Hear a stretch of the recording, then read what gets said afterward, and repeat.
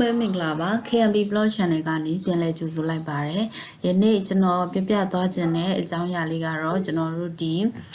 အလုပ်တွေလျှောက်တဲ့အခါမှာကိုယ့်ရဲ့ CV ကိုယ့်ရဲ့ cover letter တွေကိုဘယ်လိုအကောင်းဆုံးဖြစ်အောင်ပြင်ဆင်မလဲဆိုတဲ့အကြောင်းအရာလေးပဲဖြစ်ပါတယ်။ဆိုတော့အဲ့လို cover letter CV resume အစရှိတဲ့ကိုယ့်ရဲ့ personal information တွေကိုအကောင်းဆုံးပြင်ဆင်ဖို့အတွက်ကျွန်တော်ဒီပေါ့နော်ဒီ Canva ဆိုတဲ့ application လေးတစ်ခုနဲ့မိတ်ဆက်ပေးရှင်ပါတယ်။ဆိုတော့အဲ့ဒီ Canva ဒီ application တွေကိုကျွန်တော်ဝင်လိုက်မယ်ဆိုတော့ Canva application နဲ့မှာဒီမှာ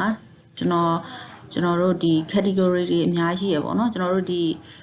website ထဲကနေပြီးတော့ Canva ဆိုပြီးတော့ဒီ download ဆွဲလိုက်ပါပြီးတဲ့အခါမှာကျွန်တော်တို့ဒီ Canva နဲ့ကိုယ့်ရဲ့ email နဲ့ကြီးချိတ်ဆက်ပြီးတော့ဒီ Canva application ကိုအလွယ်တကူဝင်လို့ရတယ်ဆိုတော့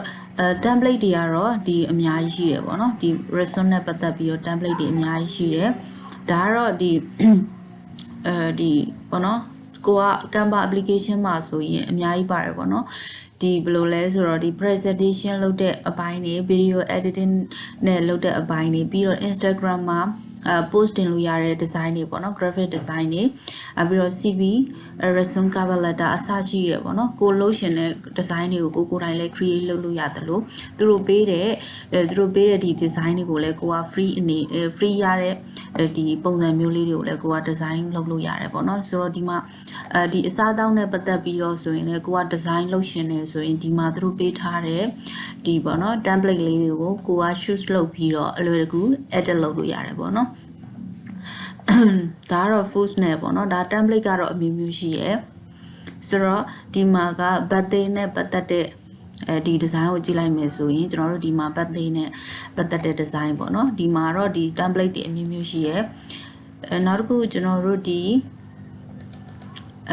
ဘယ်လိုလဲဆိုတော့ဒီ education နဲ့ပတ်သက်တဲ့အပိုင်းပေါ့နော် education နဲ့ပတ်သက်တဲ့အပိုင်းဆိုရင်ကျွန်တော်တို့ဒီ education နဲ့ပတ်သက်တဲ့ဒီ logo တွေဒီ template တွေအမျိုးမျိုးရှိမယ်ကျွန်တော်အခုပြောချင်တာတော့ဒီအဓိကပြောချင်တာတော့ကျွန်တော်တို့ဒီ CV resume ပြင်တဲ့template လေးတွေကိုဘယ်လိုပြင်မလဲဆိုတဲ့အကြောင်းအရာလေးပဲဖြစ်တယ်ဒီကနေဘယ်လိုလုပ်မလဲပေါ့နော်ဆိုတော့ဒီ resume that spotlight your impact ဆိုတဲ့ဒီဟာလေးကိုကျွန်တော် browse ATS optimize CV ဆိုတဲ့ဒီ topics လေးကိုဝင်လိုက်မယ်ဆိုတော့အဲ့ဒီမှာဒီမှာက template တွေအများကြီးရှိရပါတော့ဒီမှာကကြတော့ဒီမှာ cover letter black and white ဆိုတော့ template မျိုးမျိုးရှိတယ်ဆိုတော့ဒီ template တစ်ခုကိုကျွန်တော်ရွေးလိုက်မယ်ဆိုရင်ဒါကတော့ cover letter ရေးနေပေါ့နော် cover letter ဘယ်လိုရေးရလဲဆိုတော့ customize this template ဆိုပြီးတော့ကျွန်တော်ရွေးလိုက်မယ်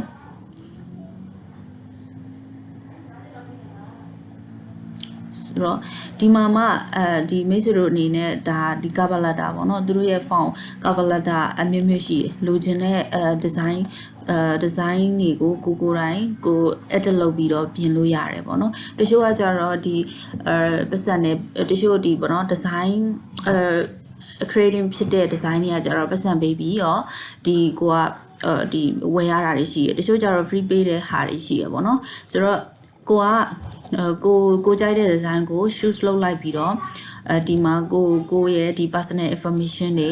ဒီဟိုဟာတွေကိုထည့်ပြီးတော့လုပ်လို့ရတယ်ပေါ့နော်ဒါကတော့ဒီမှာ animation တွေလည်းပါတယ်ကိုယ်တိုင် design လုပ်ရတယ်ကျွန်တော်ပြောချင်တာတော့ဒီ cover letter ကိုအလွယ်တကူဒီပေါ့နော် design လုပ်ရတယ်အပြင်မှာအချိန်ကြာကြီးကိုယ်တိုင်ဒီ creating design လု